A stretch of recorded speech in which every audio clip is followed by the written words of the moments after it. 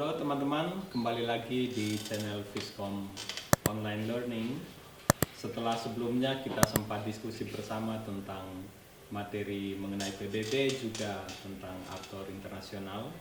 Hari ini kita akan kembali berdiskusi. Sudah ada bersama saya di sebelah kanan ada Kak Romulo Simanjuntak, ada Kak Ulo. Juga di sebelah kiri saya ada Mas Indra. Selamat datang Mas Indra dan juga Mas Ulo. Mas Ulo ya, Kak Ulo. Oke, hari ini kita mau diskusi bersama lagi tentang terorisme. Salah satu aktor yang bisa dibilang bagian juga dari tema sebelumnya tentang aktor transnasional. Kita melihat tentang pergerakan terorisme yang juga terjadi di berbagai belahan penjuru dunia yang lain. Nah, kita mulai dulu dari sedikit penjelasan tentang terorisme sehingga kita bisa dapat gambaran tentang apa yang membedakan terorisme dari kelompok kekerasan yang lain, entah itu kelompok huru-hara dan kelompok-kelompok yang lain. Nah, memang salah satu fitur utama yang terdapat dalam gerakan terorisme adalah nuansa politik yang ada dalam gerakan organisasi ini. Nah, di samping juga kekerasan yang mereka lakukan bukan hanya saja untuk mengakibatkan dampak fisik terhadap objek yang mereka serang, tetapi juga untuk menciptakan yang namanya ketakutan, menciptakan fear di tengah-tengah masyarakat. Nah, untuk mendalami hal-hal itu, kita akan mulai dulu dengan pertanyaan pertama saya berikan untuk Kak Ulo. Kak Ulo, kita tentu perlu tahu ketika sebuah gerakan terorisme itu muncul, pasti ada tujuan yang melatar belakangi terbentuknya mereka. Nah, Kak Ulo bisa berbagi sedikit tentang apa sih yang menjadi tujuan kelompok teror? Ya, kelompok teror ini cukup unik kamu. Jadi keunikannya sampai di era-era yang sekarang kelompok teror ini banyak dilakukan oleh aktor-aktor non negara.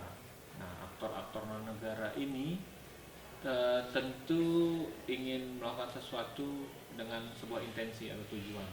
Nah, ini yang kemudian kalau para akademisi atau ahli-ahli kajian teror mengklasifikasikan tujuan mereka cenderung melihat satu tujuan yang sifatnya general atau umum. Kecenderungannya itu kemudian bicara tentang tujuan politik yang menjadi basis utama. Ketika bicara tentang tujuan politik tentu banyak hal, ingin mengubah sebuah pemimpin negara, ingin mengubah sebuah dasar ideologi negara, ingin mengubah sebuah struktur dalam sistem politik sebuah negara. Nah, itu kemudian jadi dasar-dasar tujuan politik yang secara umum. Tapi nggak bisa disamaratakan, misalnya kelompok teror satu pasti sama tujuannya dengan kelompok teror lainnya. Dalam arti yang satu ingin mengubah dasar negara, yang satu lagi sama juga mengubah dasar negara, belum tentu. Kalau dia secara spesifik case by case. Tapi kalau secara umum, kalau dimasukkan dalam satu kolam yang sama, tujuan politik menjadi satu spektrum mereka untuk melakukan aksi mereka. Nah, selain daripada itu yang lebih spesifik lagi ada kecenderungan juga bahwa kelompok teror punya tujuan-tujuan yang punya selimut-selimut yang lebih spesifik, misalnya selimut agama, selimut etnis, atau selimut keyakinan ideologi yang kemudian mereka benturkan dalam suatu aksi mereka dalam aksi terorisme. Jadi itu kurang lebih yang secara umum politik, tapi ada yang juga yang spesifik lihat tentang mungkin mereka sebagai minoritas suku, minoritas agama, minoritas ideologi juga menjadi tujuan mereka melakukan sebuah aksi. Ya, berarti memang sekalipun beberapa kelompok mengaku diri sebagai kelompok teror, tetapi tidak lantas membuat tujuannya itu singular ya, semua punya tujuan yang sama tetapi cukup variatif. Nah, kemudian kita juga pengen tanya ke Mas Indra, memang ada beberapa tujuan yang lantas akan jadi hal yang ingin dikerjakan oleh kelompok teror, tetapi di tempat pertama kira-kira kenapa kelompok teror itu bisa terbentuk, apa yang menyebabkan terorisme itu terjadi, latar belakang apa kira-kira? Oke, jadi berbicara tentang terorisme itu sebenarnya suatu permasalahan yang kompleks ya. Jadi penyebab terjadinya terorisme ini ada banyak hal, bisa diakibatkan oleh kemiskinan, penindasan, kemudian suara-suara masyarakat marginal yang tidak didengar oleh pemerintahan mereka, kemudian ada globalisasi, kemudian ada faktor agama, etnis, dan lain-lain. Jadi teroris ini sekarang ini di dunia yang sekarang ini sedang berkembang namanya fourth wave of terrorism atau gelombang keempat terorisme.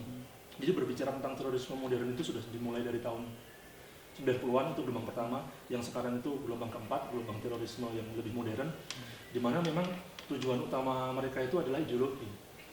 Jadi seperti yang dibicarakan oleh Kak Ulo tadi, ideologi mempengaruhi mereka kemudian untuk mengganti sebuah sistem sesuai dengan keinginan mereka, kemudian untuk mengganti pemerintahan yang sah, dan faktor lainnya yang membuat terorisme ini berkembang sekarang juga adalah salah satunya globalisasi.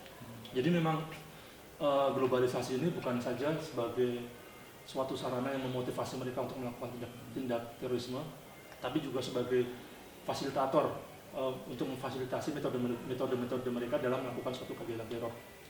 Dalam artian kalau dulu koneksi antar teroris ini jaringan susah kan antar negara kan, sekarang mereka bisa via WhatsApp, via lain-lain, dan dengan perkembangan teknologi informasi mereka bisa merekrut orang-orang dari internet, mereka bisa menyebarkan ideologinya dari internet, dan juga teknologi-teknologi mereka dalam melakukan kegiatan teror itu semakin merusak dengan globalisasi seperti itu.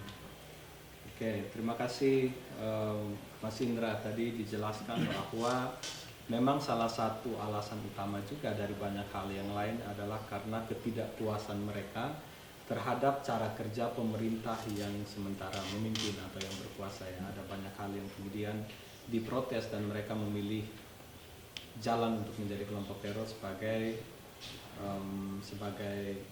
wadah untuk menyuarakan aspirasi mereka. Nah, kita kembali ke Kak Ulo ya.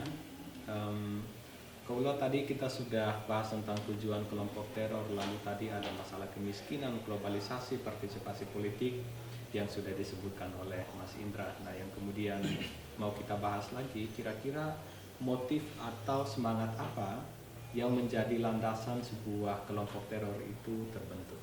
Ya, tadi penjelasan sebelumnya dari Mas Indra kemudian mensyaratkan sebuah dorongan, tapi sebagai sebuah organisasi tentu tidak hanya berangkat dari sebuah dorongan saja, tapi mereka harus punya sebuah istilahnya kaki dasar penting yang membuat sebuah dorongan yang dari eksternal itu terjadi, tapi faktor internal itu adalah fondasi penting yang membuat orang-orang yang merasa punya dorongan eksternal yang sama dan punya basis ide dan kepercayaan yang sama, itu harus jadi satu spektrum penting. Ini karena faktor eksternal itu biasanya terjadi bisa berakhir dengan tempo yang cepat dan berakhir cepat juga. Tapi faktor internal itu adalah landasan penting yang membuat organisasi seperti organisasi terorisme itu bisa bertahan cukup lama. Ketika faktor eksternalnya berbeda tapi punya keyakinan atau ide-ide yang kemudian sama, ini kemudian yang bertahan cukup lama. Nah, dalam kasus-kasus tertentu memang landasan-landasan penting yang membentuk faktor internal dalam organisasi terorisme ini biasanya diklasifikasikan ke dalam beberapa poin penting. Misalnya dasar pentingnya kelompok teror yang berdasar kepada kelompok teror agama. Itu yang lumrah dan pada saat ini sering diperbincangkan. Kalau kita lihat pakai kacamata teorinya Samuel Huntington, mungkin ini sebuah implementasi penting dari singgungan antar keyakinan dan agama. Nah, ini yang kemudian jadi paling sering di Indonesia juga merasakan hal yang sama. Amerika juga kalau kita sering dengar tentang ISIS juga satu organisasi kelompok yang punya dasar agama cukup kuat. Nah, ini yang jadi dasar fondasi mereka. Jadi ketika faktor eksternalnya apa saja, yang penting ideologi mereka sama, kelompok mereka sama, mau itu beyond of their countries, nggak masalah, karena mereka punya dasar agama, sudut pandang agama yang punya kesamaan. Nah, berikutnya yang faktor yang juga kedua cukup menarik itu kelompok etnis, kelompok nasionalis. Nah, ini kalau kita bisa melihat atau memperhatikan cenderung terjadi di kelompok-kelompok suku yang dianggap sebagai minoritas di negara-negara seperti Thailand, Filipina. Di kelompok-kelompok wilayah selatannya akan ada kelompok-kelompok minoritas yang kemudian punya kesamaan posisi dalam perhatian pemerintah yang mereka anggap terlalu minim. Nah ini yang kemudian kelompok-kelompok etnis ini memainkan porsi mereka, kemudian menyatukan spektrum perjuangan mereka sebagai kelompok minoritas. Nah dan juga kelompok-kelompok etnis ini juga hal yang menariknya nanti kita mungkin akan bahas juga, hal menariknya mereka juga bisa mendapatkan dukungan dari wilayah luar negara mereka, tapi punya kesamaan etnisitas yang sama dengan mereka. Jadi ya mau sekolah di mana, mau belajar di mana di luar negara mereka, kemudian ketika melihat ada etnis yang berjuang dengan pandangan suku yang sama dengan saya, merasa tertindas, dukungannya akan lari ke situ. Nah ini etnisitas atau perasaan nasionalisme itu juga menjadi dasar penting dari kelompok terorisme. Nah hal lainnya tentu biasanya di masa-masa perang dingin itu ada beberapa kelompok yang punya kelompok-kelompok ideologi yang cukup mapan. Ini karena pertentangan ideologi masa perang dingin cukup kuat.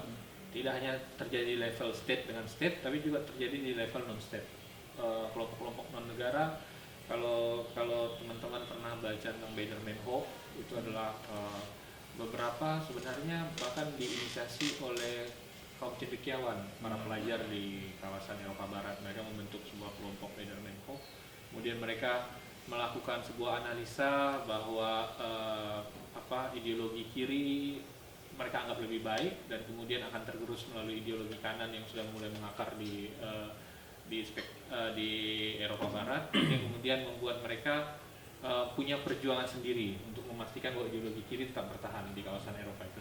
Nah, mereka kemudian menyebar ke dalam beberapa kelompok, punya kesamaan ideologi, walaupun makin kesini mau apapun ideologinya kita sudah semakin kapitalis gitu ya, sudah semakin nyaman dengan yang ditawarkan oleh ideologi sayap kanan ini. Tapi ada sejarah-sejarah mencatat ada kejadian-kejadian bahwa pemuda-pemuda atau kelompok-kelompok tertentu non-negara kemudian punya satuan ideologi. Ini sangat unik dan menarik di masa-masa perang dingin tersebut. Nah, ada juga yang kemudian melakukan kombinasi dalam arti baik suku dan agama itu disatukan.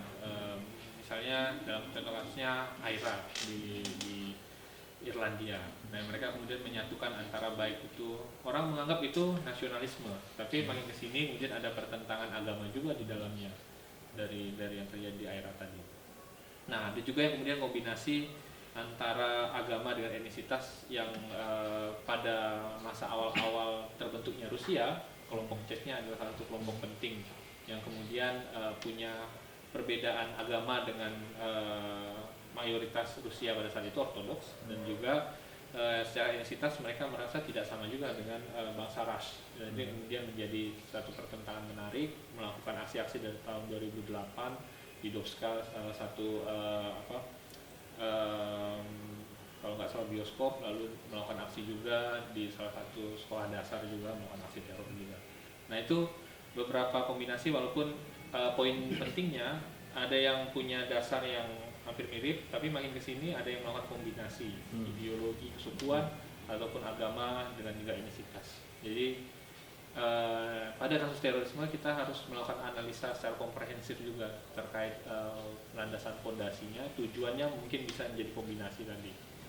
Itu Kak Ubu bicara tentang pertanyaan Kak Ubu tadi. Nah, ketika kita melihat konsepsi tentang terorisme, sebenarnya kita juga bisa menyadari bahwa ancaman itu hadir di tengah masyarakat internasional, bukan hanya dari negara saja, tapi juga dari organisasi non-negara semacam terorisme ini. Nah, tapi kemudian pertanyaannya, siapakah yang harusnya merasa terancam dengan kehadiran kelompok teror? Sebenarnya menjadi target mereka itu siapa saja? Jadi gini, terorisme itu kan sebenarnya banyak macamnya, tapi muaranya satu, tujuannya itu satu biasanya. Biasanya itu tujuannya itu lebih ke tujuan politis. Jadi suara mereka yang didengar, kemudian mereka ingin memaksakan suatu sistem, jadi lebih ke tujuan politik. Nah, karena memang tujuan utamanya itu politik, jadi memang bagi teroris ini target utamanya itu pemerintah dan simbol-simbolnya.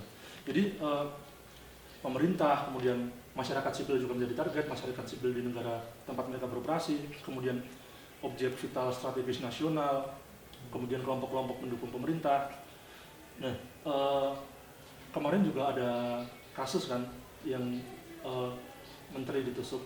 Jadi memang perkembangan terorisme sekarang bukan hanya menyasar kepada negara saja, entitas negaranya, tapi juga kepada simbol-simbol atau orang-orang yang mendukung adanya negara tersebut. Seperti itu. Oke, jadi memang mereka menyasar juga cukup cukup variatif ya, entah Ya. itu mengenai objeknya atau bahkan subjek juga, entah itu mau negara atau kita melihat individu yang terafiliasi dengan negaranya. Ya, sebenarnya selain negara, masyarakat sipil negara juga menjadi target. Kenapa? Karena mereka ingin menciptakan kekacauan, ingin menciptakan ketidakpercayaan sipil yang ujung-ujungnya mereka kemudian tidak percaya kepada keamanan yang disediakan oleh negaranya. Jadi mereka kemudian menteror masyarakat sipil yang tidak bersalah, mereka menteror misalnya pusat-pusat perbelanjaan, konser dan lain sebagainya, yang tujuannya memang untuk menciptakan, mendelegitimasi kekuasaan pemerintah. Jadi seakan-akan pemerintah tidak bisa menjamin keamanan masyarakat di negara tersebut. Jadi memang masyarakat sipil kemudian akan jadi tempat di mana ketakutan itu semakin luas disebar. Oke, saya akan beralih ke Kak Ulo dulu. Ulo bisa berbagi ke kita tentang apa yang menjadi strategi dari kelompok teror dalam melancarkan gerakan ataupun serangan mereka. Oke. Bicara tentang strategi adalah cara mereka dalam tanda petik berperang dalam ideologi atau keyakinan yang mereka kemudian perjuangkan. Jadi kalau bicara tentang strategi ini, mereka punya variasi yang mungkin sesuai dengan kantong mereka atau mungkin sesuai dengan ketakutan yang ingin mereka hadirkan dan dukungan yang ingin mereka dapatkan. Nah, itu yang membuat kemudian strategi-strategi yang saya coba jelaskan ini bisa jadi dalam kelompok teror itu tidak dilakukan secara keseluruhan, tapi kemudian kalau kita lihat case by case tentu bisa menjadi strategi yang ini dipakai dalam spektrum ini nih, strategi ini dipakai dalam strategi ini. Nah, jadi kalau kelompok teror kemudian masih punya banyak resources, supportingnya cukup kuat, supporting dananya masih ada, mereka cenderungan para ahli teror menganggap mereka melakukan aksi attrition. Nah, itu adalah aksi yang kemudian kelompok teror ini menyasar terus-menerus dari tujuan yang mereka inginkan, entah itu kelompok pemerintah ataupun mungkin pemerintah yang berkuasa melakukan attrition. Gunanya untuk melemahkan pemerintah yang sedang berkuasa dan kemudian akhirnya menyetujui apa yang mereka inginkan. Nah, berikutnya kemudian kelompok teror punya kecenderungan juga melakukan intimidasi. Intimidasi ini punya spektrum yang lebih luas lagi. Tujuannya misalnya melakukan intimidasi, bisa saja melakukan pemboman ke sarana-sarana publik yang kalau di Indonesia kita sudah mulai sering lihat terjadi pemboman misalnya, atau padahal bom lokal ya, bom kecil, tapi bukan bicara tentang bom lokalnya, tapi bicara tentang kerusakan yang dihadirkan. Nah, itu bicara tentang intimidasi juga. Misalnya di pos polisi di Medan kalau nggak salah ya, ada jadi memakai jaket ojek online kalau nggak salah. Solo juga ya. Di Solo juga. Pengantin mungkin istilahnya. Istilahnya pengantin, tapi dianggap kurir yang tidak punya kan pesannya membantu gitu ya, mengantarkan makanan atau paket, tapi ternyata bukan paket yang diharapkan. Nah, itu adalah aksi intimidasi.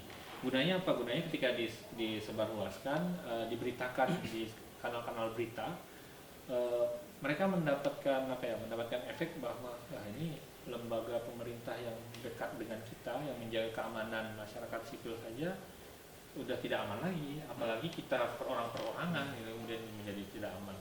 Kalau 5 atau 10 tahun sebelumnya kan yang menyasarnya itu kan biasanya objek-objek sarana publik, misalnya hotel terkenal atau tempat restoran cepat saji afiliasi pemerintah asing yang dianggap punya perwakilan pemerintah asing. Tapi kalau kita lihat makin kesini kan ibaratnya ini sudah semakin dekat dengan kita gitu ya, polisi lah, pos polisi Polantas dia di Sarinah kalau nggak salah ya, dibom juga. Nah, itu jadi faktor intimidasi yang ingin dilancarkan. Lalu berikutnya biasanya dilakukan provokasi. Provokasi ini mengalihkan ada kecenderungan dalam sebuah aksi serangan yang dilakukan oleh kelompok teror, mereka akan mengklaim bahwa aksi ini dilakukan oleh mereka. Itu jadi poin penting, berarti kelompok teror A sudah luar biasa nih, bisa berhasil kemudian melakukan tindakan terornya. Tapi di satu sisi mereka tidak akan melakukan klaim, tapi mereka akan menggiring bahwa aksi teror ini dilakukan oleh kelompok lainnya. Jadi gunanya untuk menutupi aksi teror yang sebenarnya mereka lakukan, ada kemungkinan mereka akan melakukan aksi teror yang lebih besar lagi. Tapi dengan harapan pemerintah atau badan intelijen sedang menyorot nih, yang kemudian yang dianggap sebagai terduga yang sebenarnya bukan dilakukan oleh kelompok ini atau organisasi ini, tapi mereka melakukan aksi lain yang akan lebih leluasa saja mereka lakukan, karena aksi terornya terjadi di bawah tanah. Kekuatan utama negara untuk mengatasi aksi teror ini ya salah satunya badan intelijen, bukan kemudian organisasi-organisasi pemerintah yang terbuka, tapi intelijen jadi kekuatan penting untuk mengetahui proses komunikasi, strategi dan lain sebagainya. Lalu yang berikutnya ada spoiling dan juga ada outbidding. Outbidding itu bicara tentang mencari dukungan juga.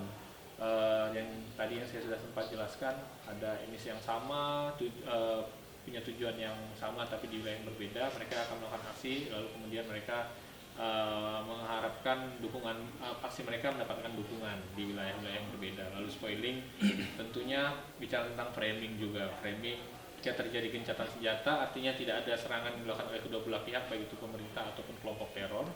Tapi kemudian kelompok teror kemudian melakukan sebuah aksi, dia kemudian menyebarluaskan, karena saat ini adalah era semua orang bisa menjadi pemberi berita di berbagai macam media sosial, tergantung kemudian cara peliputannya, nanti yang membuat kemudian yang sebenarnya dia adalah tersangka dia bisa mengubah menjadi korban. Nah ini gunanya adalah soal dukungan tadi, bahwa ya di era gencatan senjata ini ternyata pemerintah menyerang mereka, padahal ini soal permainan frame berita juga di era saat ini. Jadi itu beberapa strategi yang kemudian sering mereka mainkan, dan tadi saya sudah memberikan contoh ada strategi-strategi yang lumrah sekali terjadi di Indonesia kan, di bagian intimidasi tadi. Itu Kak Ulo. Oke, terima kasih Kak Ulo. Jadi kita tadi dijelaskan beberapa hal yang terjadi dalam skop yang luas begitu, yang komprehensif tentang strateginya. Kalau Mas Indra bisa bantu kita untuk jelaskan secara lebih detail, lebih spesifik, kira-kira metode atau teknik apa yang umumnya dipilih oleh gerakan teror dalam gerakan yang mereka lakukan? Oke. Kalau kita berbicara metode, itu sebenarnya ada dua metode, ya, metode tradisional dan metode modern. Kalau untuk metode tradisional sendiri, teroris ini bekerja dengan cara-cara konvensional, ya. Seperti mereka misalnya melakukan perampokan di bank untuk kemudian uangnya digunakan sebagai dana dalam kegiatan terorisme mereka. Kemudian ada penculikan tokoh-tokoh penting, kemudian pembajakan pesawat. Seperti kita tahu pernah ada kasus pembajakan pesawat Garuda, Boila kalau tidak salah, di Thailand. Itu juga merupakan salah satu tindak terorisme yang cukup luar biasa, ya. Itu termasuk dalam metode tradisional, mereka melakukan pembajakan, penyanderaan pada orang-orang di sana. Kemudian cara-cara tradisional yang paling terkenal itu melalui bombing, jadi mereka melakukan pengeboman terhadap sarana-sarana pemerintah, terhadap fasilitas-fasilitas publik, terhadap tempat-tempat yang ramai masyarakat. Kemudian ada juga cara-cara modern. Jadi terorisme sekarang ini sudah bukan lagi domain untuk saling bom, tapi sudah masuk ke ranah yang lebih modern. Beberapa waktu yang lalu ada suatu peristiwa tindak terorisme cyber. Kenapa disebut terorisme cyber? Karena ada simpatisan ISIS yang notabene salah satu organisasi teroris internasional. Dia menyebarkan ideologi mereka lewat internet, menyebarkan ideologi, kemudian mereka merekrut orang-orang dari internet, dan dari situ terjadi cyber war terhadap orang-orang yang anti terorisme. Jadi mereka menamakan diri mereka Anonymous. Mungkin banyak yang mengetahui, ya, hacker Anonymous itu, kelompok hacker Anonymous. Jadi mereka melakukan cyber war di domain dunia maya, di mana Anonymous ini kemudian dia mengcounter semua situs-situs milik ISIS. Jadi situs-situs mereka di shutdown, kemudian dimatikan agar kemudian tidak bisa diakses oleh masyarakat umum yang bisa mempengaruhi pemikiran mereka akan teroris. Kemudian yang lebih modern lagi sekarang ada juga terorisme biologis, terorisme kimia. Bayangkan saja kalau misalnya kita melakukan serangan teror, bom, itu memang menimbulkan kekacauan, tapi dampaknya tidak luas. dampaknya hanya berupa ketakutan mungkin ya. Tapi kalau bukan kita sih, tapi kalau mereka melakukan teror dalam bentuk teror biologis, mereka sudah dideteksi. Jadi siapa yang menyebarkan suatu patogen ke suatu negara tidak bisa dideteksi, kemudian dampaknya juga berdampak kepada ekonomi, kemudian menyebar luas melalui udara seperti coronavirus sekarang. Mungkin coronavirus sekarang bukan suatu tindak terorisme ya, tapi kan di masa depan dengan melihat situasi sekarang dimungkinkan juga terorisme itu akan berkembang karena biologis. Yang mana kita diam begini saja tiba-tiba mungkin kita batuk-batuk sakit langsung udah nggak ada, itu mungkin salah satu bentuk terorisme biologis yang sangat berbahaya perkembangannya yang harus kita tangkal dari sekarang. Oke, baik. Saya masih punya satu pertanyaan terakhir nih, yaitu Kak Ulo dan Mas Indra bisa sama-sama berbagi. Kira-kira dalam prosesnya, siapakah yang menjadi pendukung terorisme dan bagaimana terkadang tentang ada klaim bahwa pada suatu waktu tertentu pemerintah itu bisa juga menjadi pendukung dari terorisme, gerakan-gerakan terorisme. Kadang negara dituduh terlibat dalam beberapa aksi tertentu, mensupport tindakan tertentu dari sebuah kelompok teror. Nah, kira-kira bagaimana tentang pandangan itu? Mungkin saya mulai dari Kaulo dulu, lalu Mas Indra. Oke, satu poin mungkin bisa saja pemerintah dianggap sebagai terorisme itu sendiri. Nah, jadi kalau kita lihat beberapa pemerintah yang dianggap punya kebijakan yang luar biasa, gitu ya, dalam arti menyasar beberapa kelompok, misalnya yang terjadi dilakukan oleh Nazi itu dia pada masanya Adolf Hitler, itu mereka juga dianggap sebagai pemerintah teror karena mereka kemudian menghabiskan suku-suku atau etnis yang dianggap tidak sesuai dengan etnis mereka. Dan beberapa tulisan juga menganggap bahwa apa yang dilakukan oleh George Walker Bush di masanya adalah sebagai bentuk pemerintah teror juga di kawasan Timur Tengah. Itu yang membuat kemudian beberapa kelompok tumbuh berkembang dalam melawan Amerika Serikat di masa tersebut. Jadi itu mungkin dua hal ketika bicara tentang terorisme pemerintah. Oke, terima kasih. Kaulo, silakan Mas Indra. Mungkin hampir sama dengan Kaulo tadi ya. Ada juga negara sebagai state supporting terrorism. Jadi negara memberikan dukungan penuh terhadap suatu kegiatan terorisme. Jadi sebelum berbicara tentang state supporting terrorism, memang terorisme sendiri tergantung bagaimana mempersepsikannya ya. Apa yang negara lain katakan sebagai teroris bisa saja sebagai pahlawan atau sebagai hal-hal biasa untuk negara lainnya. Jadi kita ambil saja contoh kasus di Iran dan Amerika. Amerika ini selalu menganggap bahwa Iran adalah poros iblis atau negara sponsor terorisme terbesar di Timur Tengah. Padahal mungkin mereka disebut seperti itu karena mereka tidak mau mengakui kepentingan Amerika di sana. Terlebih lagi kemarin atas dasar Iran yang dicap sebagai negara teroris oleh Amerika melakukan serangan terhadap salah satu jenderal Garda Revolusi Iran yang ada di salah satu pasukan Quds di Afghanistan, melakukan pembunuhan dengan rudal, dengan roket. Itu mungkin entah itu bisa disebut juga sebagai tindakan terorisme atau bukan, tapi sebenarnya terorisme itu tergantung bagaimana persepsinya. Dan juga sedikit saja kalau kita berbicara terorisme sekarang sedang mengalami perkembangan, bagaimana negara sebagai sponsor terorisme, negara juga yang harus menangkal terjadinya terorisme. Kalau kita berbicara tentang negara yang dalam menghadapi terorisme, dewasa ini di Indonesia ada pelibatan TNI. Jadi yang sedang menjadi polemik pelibatan TNI. Padahal sebenarnya memang pelibatan TNI ini sebagai sinergitas antar lembaga, di mana domain mereka jika target serangannya itu pejabat sipil, kemudian domainnya di udara seperti pesawat Boeing, itu mereka bisa ikut campur tangan di situ. Oke, baik, terima kasih Kaulo dan Mas Indra. Jadi teman-teman, itu kira-kira yang sudah kita diskusikan bersama. Kita belajar tentang teroris sebagai sebuah hal yang kompleks ya, karena secara tujuan memang mereka sangat kuat di tujuan politik, menciptakan ketakutan di tengah-tengah masyarakat, tetapi sangat variatif, entah itu strateginya, metode dan tekniknya, juga motif-motif yang melatar belakangi kegiatan dari kelompok teror. Jadi terima kasih untuk Mas Indra dan Kaulo yang sudah berbagi, dan semoga bermanfaat untuk teman-teman. Kita akan ketemu lagi di pertemuan-pertemuan yang berikutnya. Tetap tonton kami di Fiskom Online Learning. Terima kasih teman-teman.